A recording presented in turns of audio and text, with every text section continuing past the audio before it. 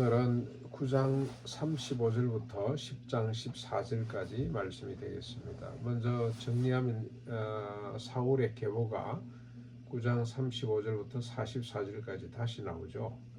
8장에 이미 언급이 됐습니다만 다시 나옵니다. 그래서 이 실수가 아니냐 이렇게 이해하는 사람들도 있는데 중복해서 기록한 것처럼 그렇게 이해하는 사람이 있습니다만은 이제 이 이야기를 이 역사가 다시 사울과 다윗을 비교하면서 끌고 가는 거죠. 그러기 위해서 10장에 다윗이 사울이 어떻게 죽었는지에 대한 이야기를 하기 위해서 먼저 다시 한번 더 사울의 계보를 정리한 것 같습니다. 아무튼 9장 35절부터 44절까지는 바로 다음 장 10장 1절로 14절까지 이 사울의 죽음에 대한 예고, 서두라고 이렇게 이해하시면 되겠습니다.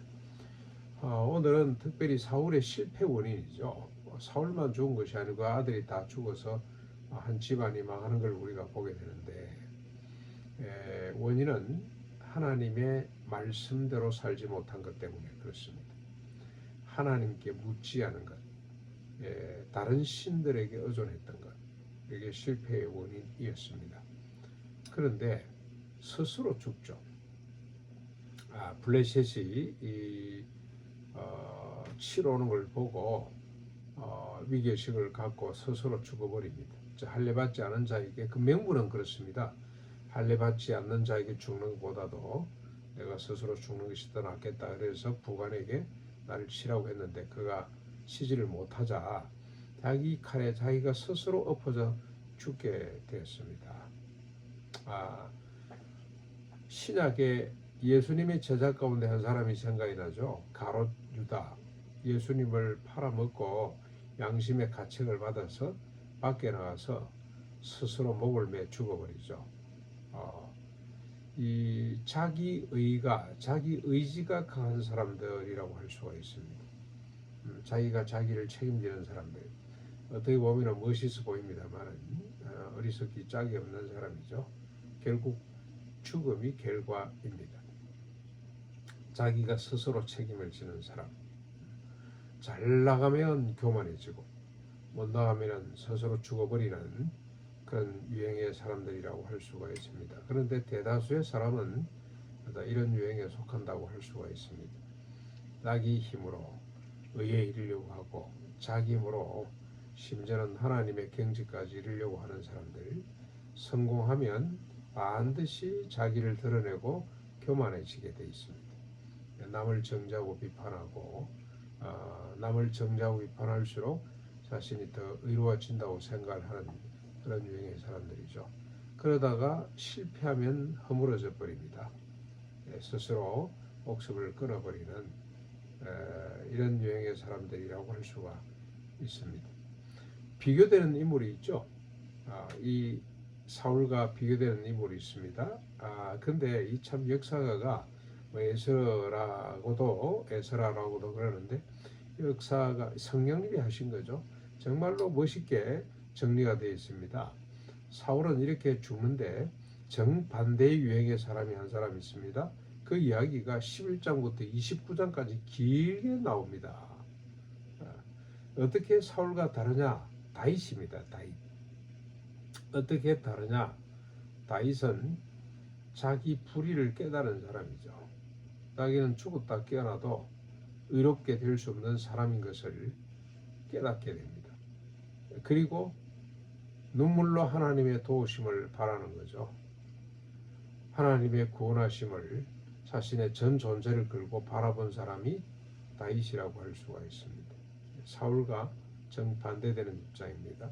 사울은 자기 스스로 일을 쌓으려고 하다가 결국 실패로 끝난 사람이고, 다윗은 자신의 자신의 불의를 철저하게 깨닫고 하나님만 전적으로 바라봤던 사람이고, 마치 약복강가의 자기 조상 야곱과 같은 인물이라고 할 수 있겠습니다. 야곱의 생애도 처음에는 자기 의로, 자기 힘으로 장자권도 빼앗고 하나님의 복을 차지하려고 했던 사람인데 결국 그가 하나님 앞에 무릎 꿇는 거죠. 하나님, 나를 살려주지 않으면 나는 살 수가 없습니다.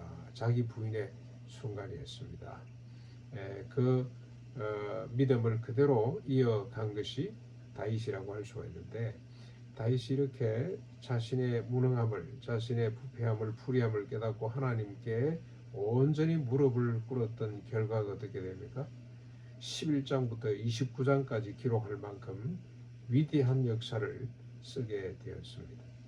그래서 역사가 역대기를 기록한 열왕기도 마찬가지입니다만, 이 기록한 목적이 뭐겠습니까? 역사가 우리에게 주는 교훈이 뭐냐?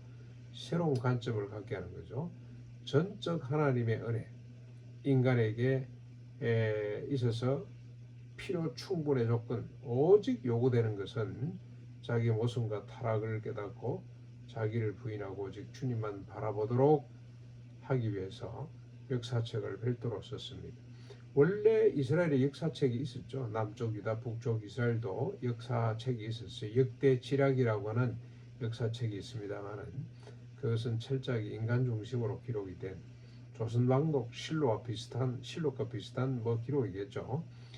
그런 역사책이 있습니다만, 그 역사를 폐기하고 새로운 역사를 전개하게 됩니다. 그게 뭐냐? 다윗의 예죠. 예를 들면 사울과 다윗이 비교됩니다. 자기 스스로 의롭게 하려고 하는 역사가 아니라 자신의 부족함을 깨닫고 전적으로 하나님을 의지하는, 그래서 하나님의 구원하심으로 결국 십자가 부활로 연결되는 거죠. 십자가 부활로 성령 부어주심으로 자기를 이제 극복해내는, 자기를 부인하고 주님을 위해서 온전히 살아가는 이런 교훈을 주기 위해서 역사를 다시 기록했다고 할 수가 있습니다. 그러므로 우리가 이 역사를 통해서 자기 부인의 영성을 배워야 되겠습니다. 진정한 자기 부인은 뭐냐? 자기 모순을 깨닫고 자기를 버리는 것이죠. 대신 하나님이 약속하신 십자가 부활만을 온전히 바라는 것이 진정한 자기 부인의 길인 것을 우리가 다시 한번 더 역사를 통해서 깨닫게 됩니다. 오늘도 우리가 또 하루를 살 터인데 자기를 부인하고, 자기 부인은 다른 거 아닙니다. 부인하자고 해서 억지로 되는 것이 아니고 자연스럽게 돼야 되는데, 그건 뭐냐면 자기의 전적 부패와 무능을 깨닫고 그리고 오직 주님만을 바라는 이런 하루가 될 수 있기를 바라고, 이런 삶이 될 수 있기를 주님의 이름으로 축원합니다.